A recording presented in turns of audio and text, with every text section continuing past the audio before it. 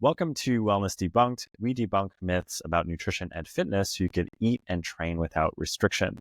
My name is Gabe. I'm a personal trainer and kinesiologist, and I'm alongside Olivia, Carone, a registered dietitian. And in today's episode, we're going to be talking about calorie counting. Everything you need to know. Is it worth calorie counting? Do you need to calorie count to achieve your fitness or nutrition goals? So on and so forth. So this is a subject that is hopefully very interesting for the masses. Mm-hmm. Yeah, I think it's very popular amongst my clients anyway. It's a very popular subject. It's something that I come across a lot in my line of work, and something that actually causes a lot of stress with, for sure, with a ton of people. So yeah, exactly. I'm looking forward to dive into it. Me too. So I think before we really get into what calorie counting is and the impacts of it and all that, should we be doing it?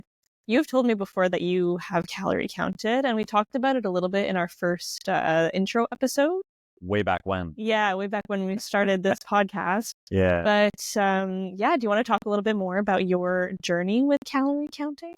Absolutely. So this goes way, way, way back. I think I started using MyFitnessPal way back when. I was probably like 18 years old or something, searching on Google how to gain muscle. Right. You have to count your calories, so on and so forth. And I just got super, super obsessed with it to a point where if I didn't hit my macros, I would take a tablespoon of olive oil just to kind of get those 120 calories to really nail it, you know? So obviously not the most healthy thing. And I found that after a long time, I just started to get kind of stressed out with, tracking the food and always staying on top of things. And it just wasn't something that I found very sustainable for the long term, and it just caused a lot of stress. So how long did you do it for? Years. 4 or 5 years, maybe more. And I've actually came back to it sometimes, but I never stuck with it. Last year I came back to it. I did it for a little bit, and I just found, especially today, I have a much busier schedule than when I was younger. Right. And it just was something that was like, I did it for like a week and I was like, I can't keep doing this. So that's a little bit about my story, but I'm curious, what about you? The nutritionist who counts calories? Tell me about that. Not anymore. Yeah, well, like I said, I feel like I talked about it quite a bit in the first episode, but I did it as well for 5 years, I think. And I started at 13. So whoa, that's young. Yeah.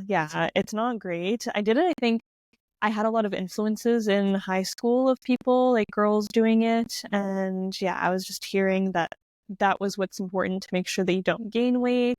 So it was never, for me, I think, I can't remember thinking, I have to do this to lose weight. It was more, I'm nervous about gaining weight. So I'm going to make sure that I don't gain weight by tracking the calories. Mm-hmm. And I did it, like I said, for a long time.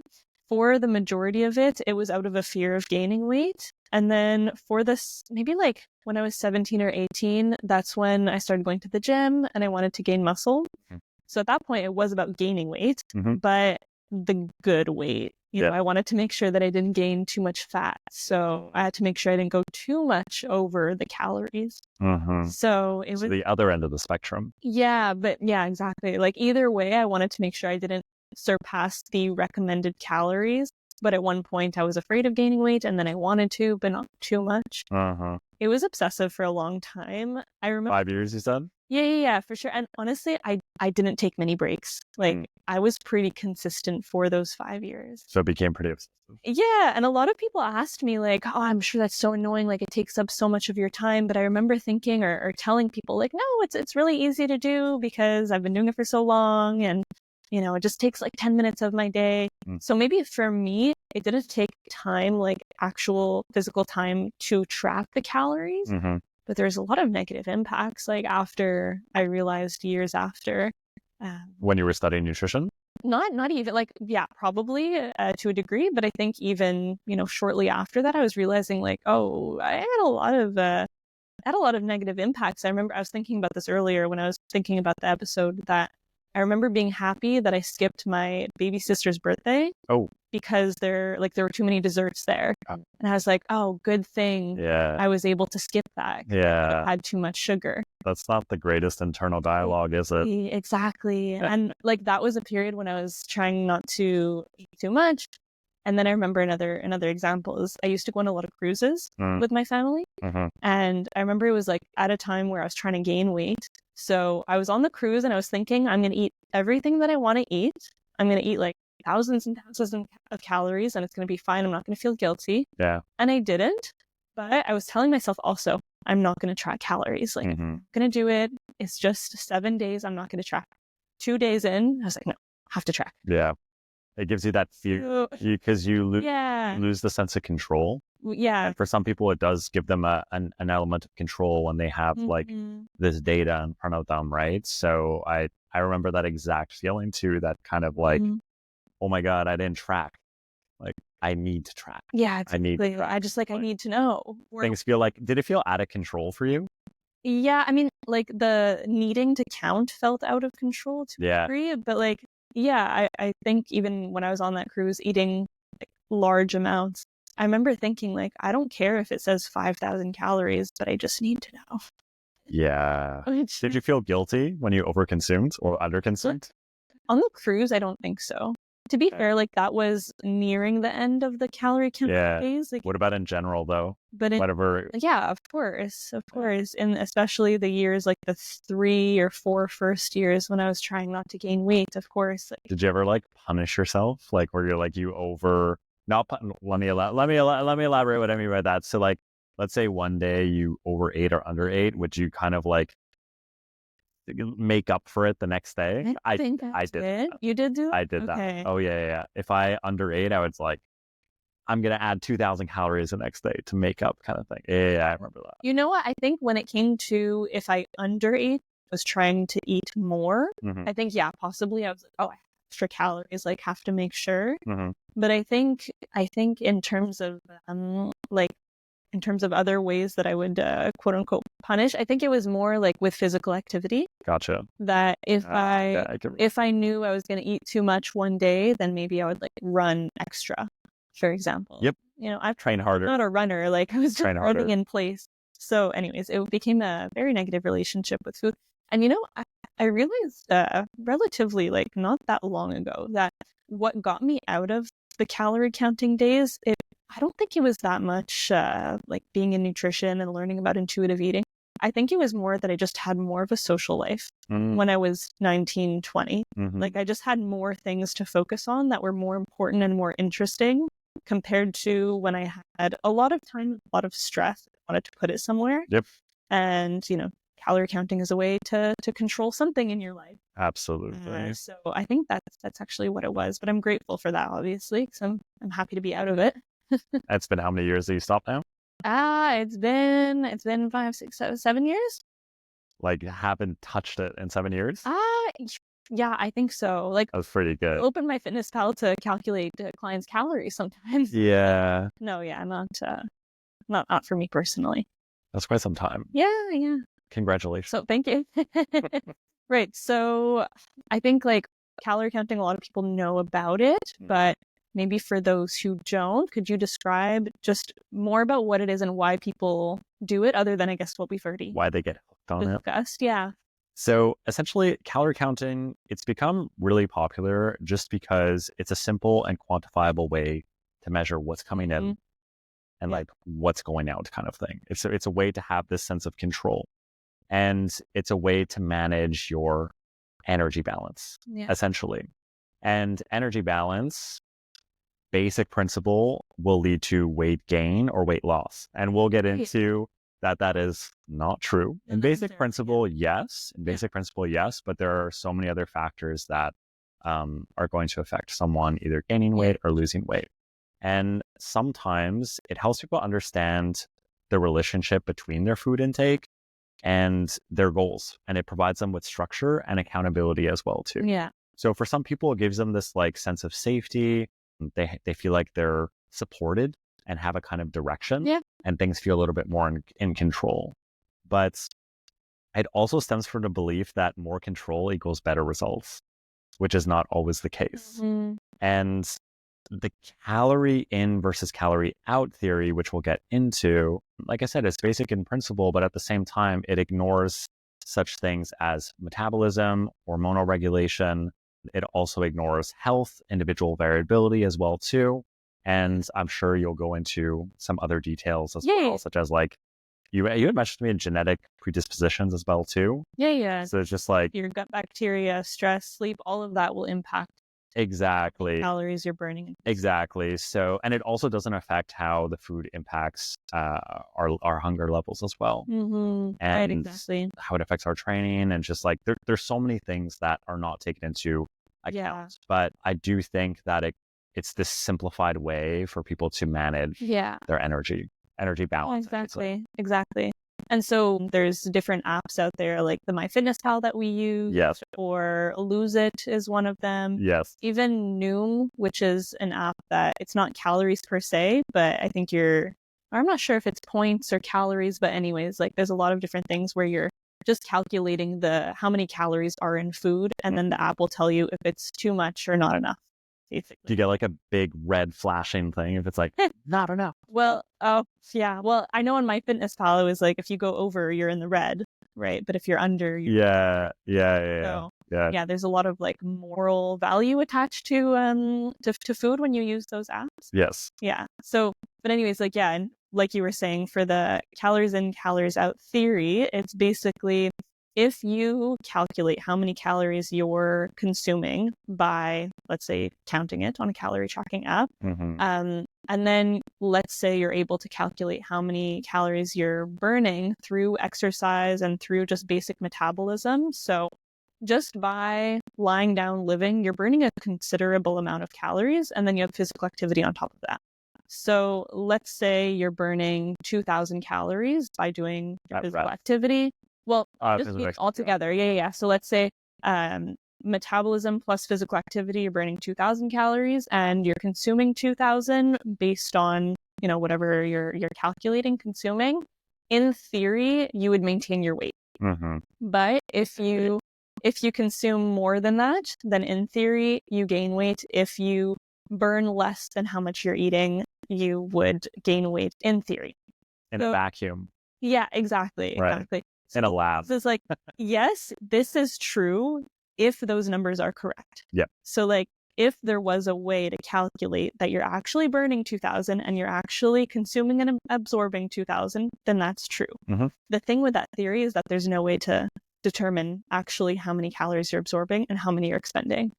And yes, like I feel like a lot of people know, okay, you don't know how many calories you're consuming because of nutrition labels. Like there's a certain margin of error, or maybe you don't calculate your portions right. And so there's error there, which is true. And then physical activity, maybe like your calculator isn't calculating it right to say how many calories you burn through running, for example. Yeah, which we'll get into. Not always accurate either.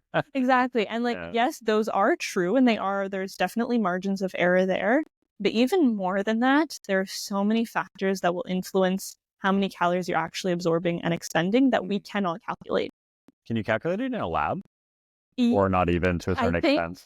I think there is something called an indirect calorimeter. Yeah. Which people use in studies, but like there's no way we can have not practical to that. Yeah, exactly. Not practical whatsoever. It costs thousands and thousands of dollars. It's only used in research. So, and even that, to be fair, I'm not sure if it's 100% accurate, but like day to day, most people, like 99% of people, we can't calculate it.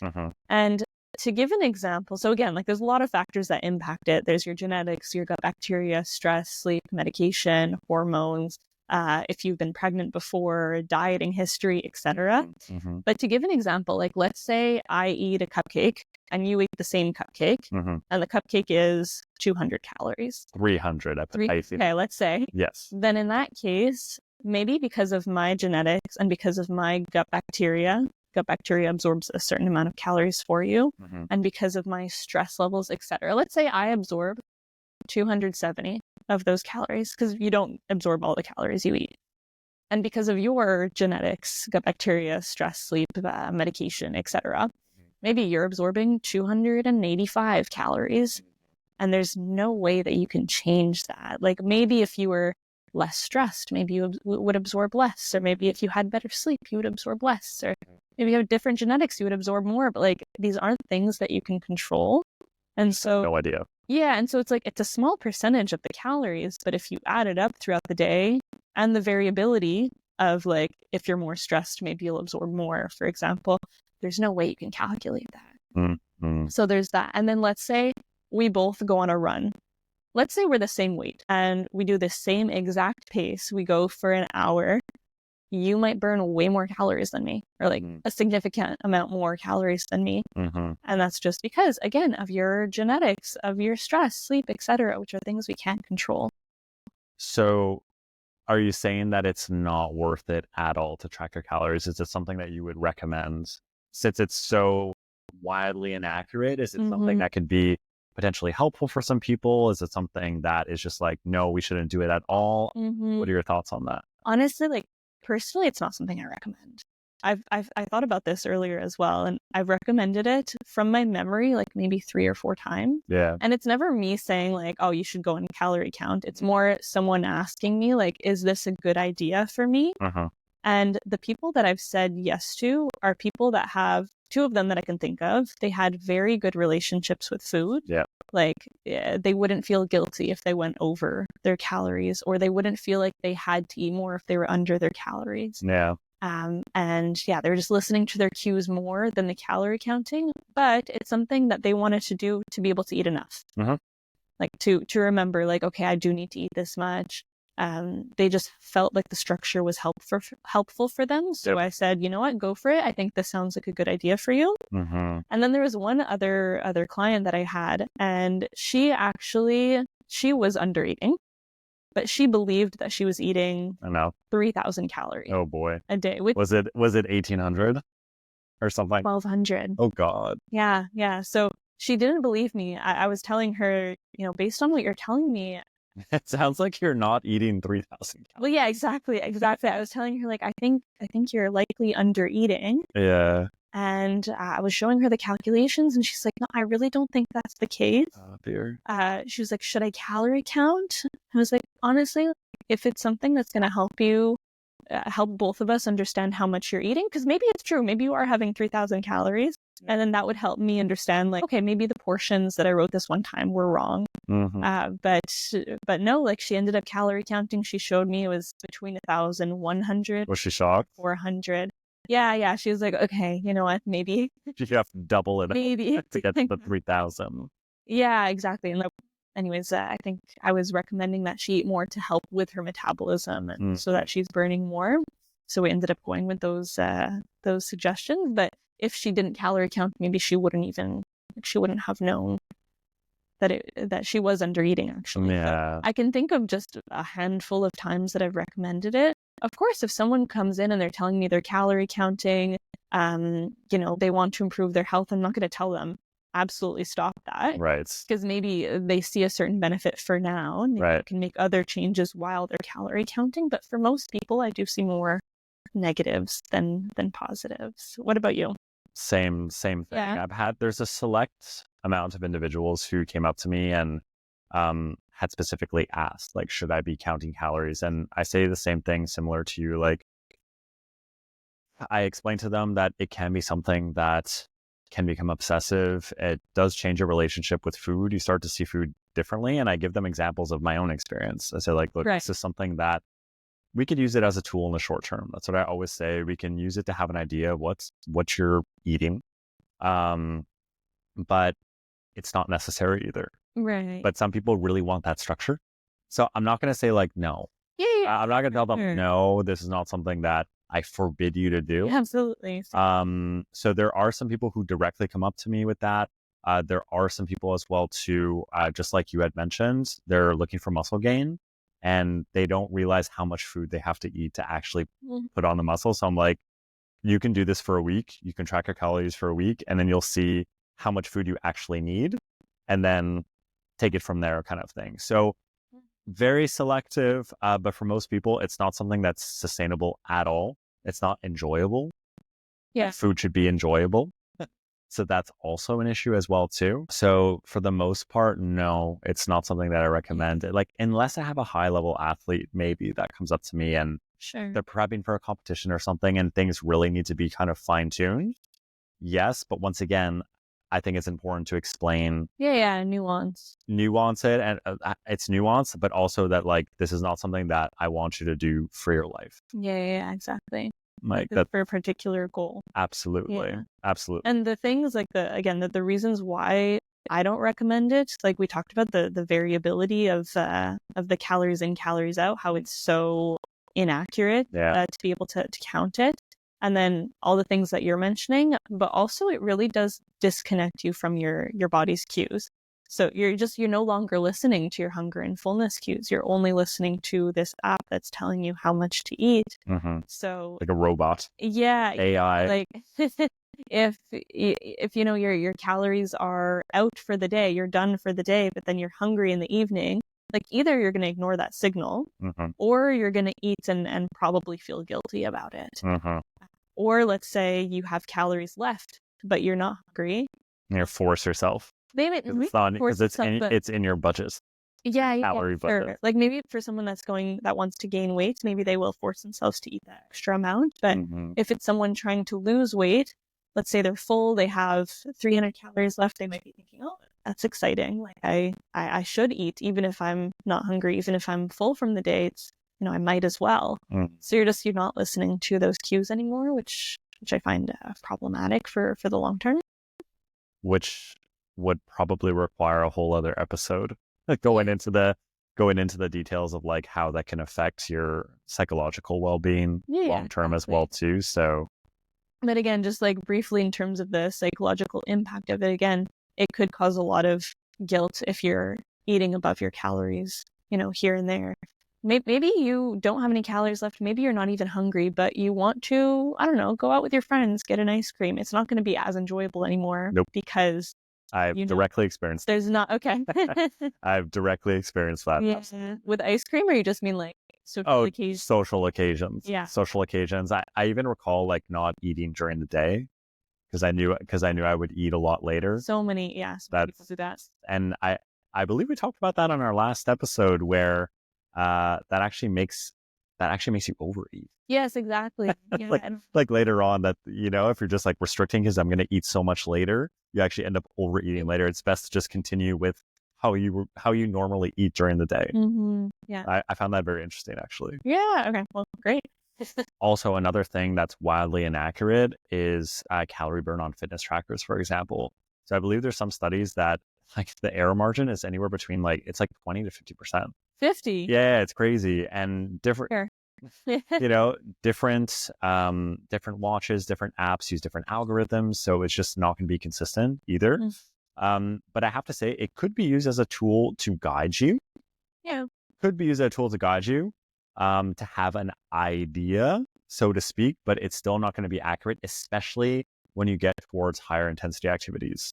So for low intensity activities, it's actually quite accurate, such as like walking and stuff like that. Yeah. Low intensity cardio, for example. But the minute you start to increase the intensity or do strength training or high intensity cardio, anything really, really intense, it starts to lose its accuracy. And it's actually better to kind of test this in a lab, which who is going, right, exactly. The majority of people, like, who is going to do that? There are going to be some people that want to do that. Cool.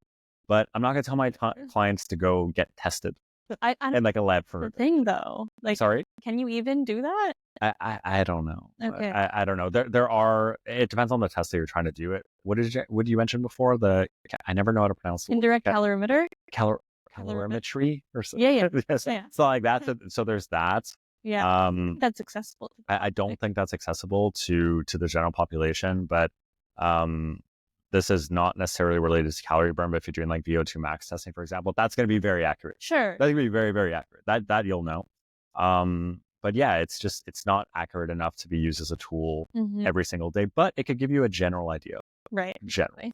It can be used as a guideline. Okay, perfect. Okay, so yeah, like another reason why we shouldn't be counting is that, again, like we were talking about, the consumption factor, all the calories we're having is very hard to calculate, but again, the burned calories are also shouldn't always rely on technology. Can be used as a tool to a certain extent, but it's probably best if you go back to how are you actually feeling exactly when you are performing these activities or when you're eating a meal, for example.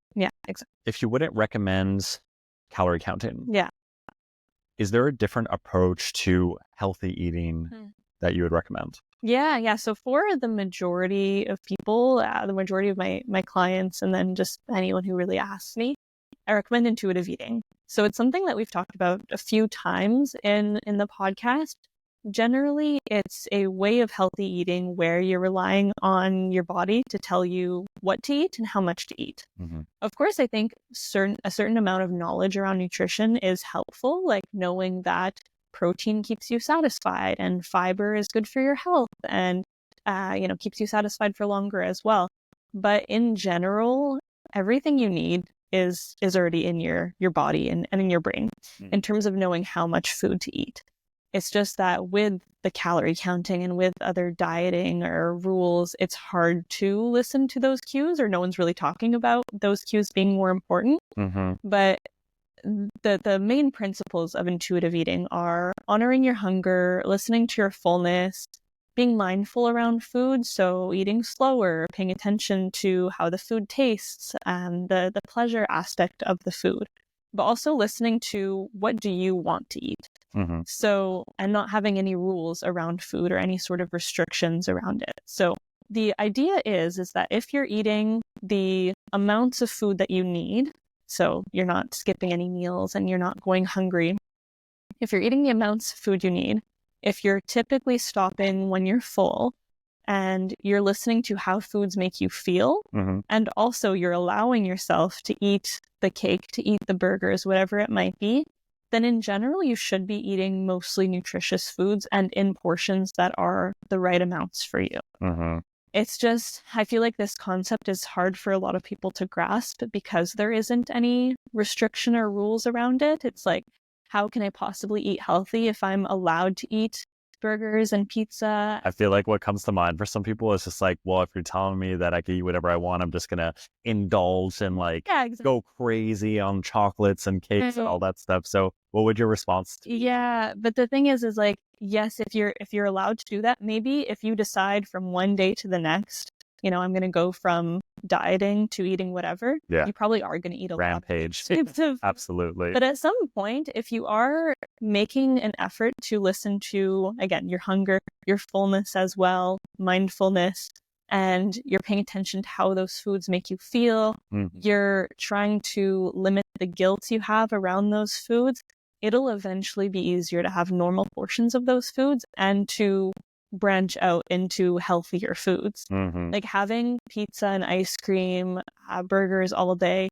Maybe right now it sounds really good, but like if you did that, do it for 30 days and get back. Yeah, exactly. If you continuously do. Wasn't there like Supersize Me? Wasn't there with the McDonald's? He ate McDonald's for like. Watched it, but I've heard of it. He ate McDonald's for like 30 days, and I think it's describing exactly what you just said. Like the first 5 days or something. Yeah.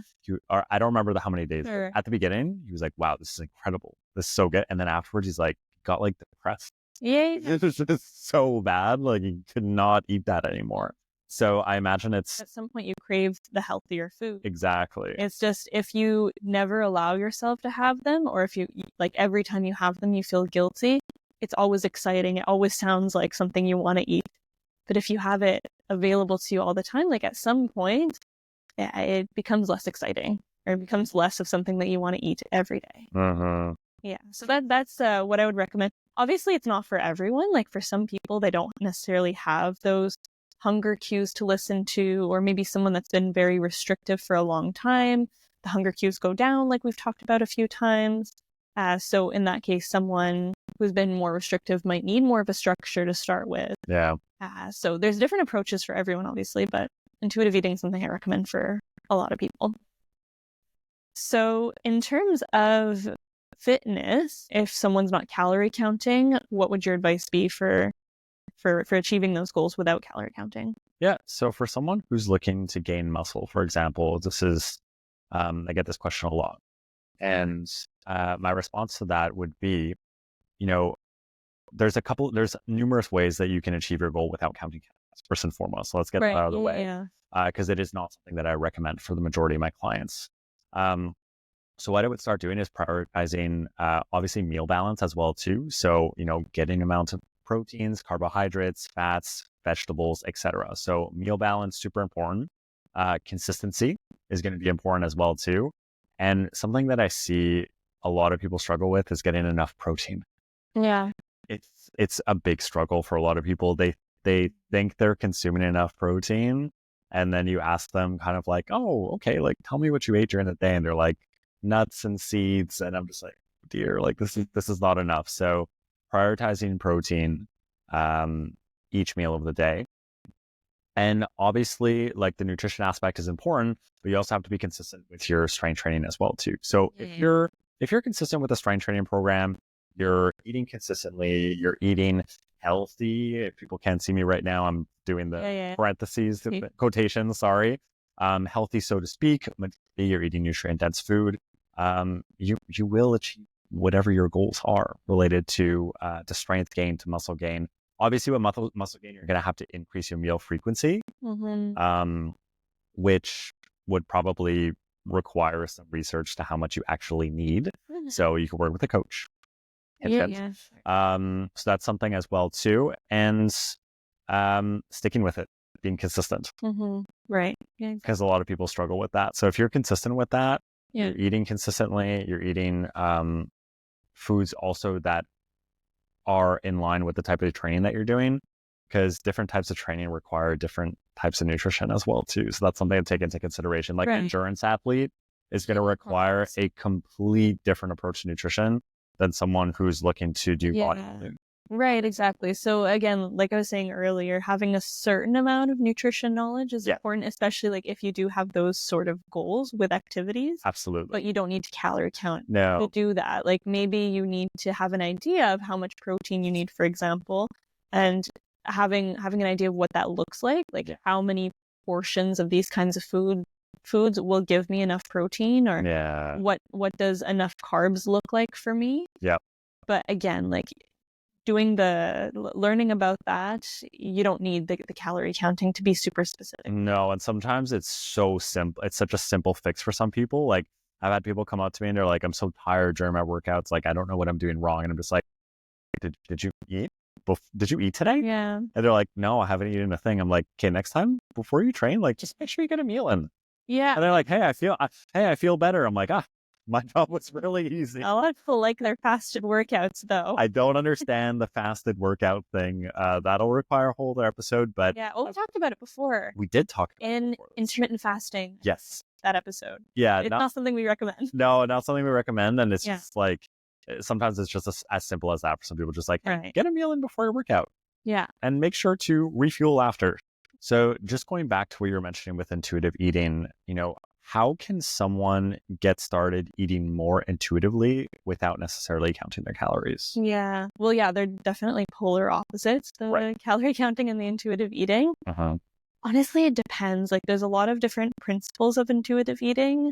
Like I was saying, there's the honor your hunger, your fullness, eating more mindfully, getting rid of your food rules as well, making peace with food. So it really depends on your relationship with food and your habits to know where to start. But in general, where I start with a lot of my clients is honoring your hunger. So just because it could impact a lot of your different habits and the different principles. So like, let's say someone is very hungry before their meals, which means that they eat very quickly and then overeat. Well, in that case, I wouldn't pay attention to the fullness necessarily. Like I wouldn't say, stop when you're full as a first step. I would say more start the meal when you're less hungry. Yeah. So that, or maybe someone isn't eating enough throughout the day, which means they're thinking a lot about food and they're worrying about food. So eating more would probably help and also help with like energy and concentration, etc. And they probably lost touch with their hunger cues at that point if they're not eating. Maybe that as well. Or again, like maybe someone has a lot of guilt around food because they're overeating, but again, it's because maybe they skipped their lunch and then they get home and they're eating the chips that are available really quickly. And they're feeling guilty about the chips, but like it's not necessarily about the chips that we have to work on first. It's more the not skipping the lunch. So I'd say honoring your hunger, trying to see, is there anywhere where you feel like you're too hungry before starting a meal, or from like getting home, for example? Are you skipping any meals? Would it be beneficial for you to add a portion of a meal to, what you're having right now? Adding in a carb if there's no carb, adding in a protein, whatever it might be, to make sure you're avoiding any of the negative impact that comes from the hunger first. So that's what I would say for getting started. Again, like afterwards, there's a lot of different principles, but intuitive eating is something that's becoming more popular. So I think there's a good amount of information out there, but if you need more information, of course, you can talk to a dietitian. I'm curious what people's initial reaction is when they're really food focused and they come to you and you mention intuitive eating and you talk I don't mention it right away. You don't mention, you got to ease it in, eh? But not I imagine. Yeah. Just because like it's something that's very, that tends to be very foreign for someone who's very food focused and very, calorie focused or whatever it might be. So I don't say, let's talk about intuitive eating right away. It's more, let's talk about any of the negative impacts that you feel right now so that they're noticing that before, trying something different. Yep. Yeah. So that's what I would say. So when it comes to calorie counting, it's not something that we would recommend. It does have quite a few negative impacts, whether it's on your physical well-being or your mental well-being. And it's just not very accurate. So normally something that I would recommend more is intuitive eating, something where you're listening more to your body than to an app. And technology. Exactly. So thank you so much for listening. If you want to learn more about us, you can go on our Instagram page at Wellness Debunked and follow us on our Spotify and Apple podcast. Thank you so much for listening.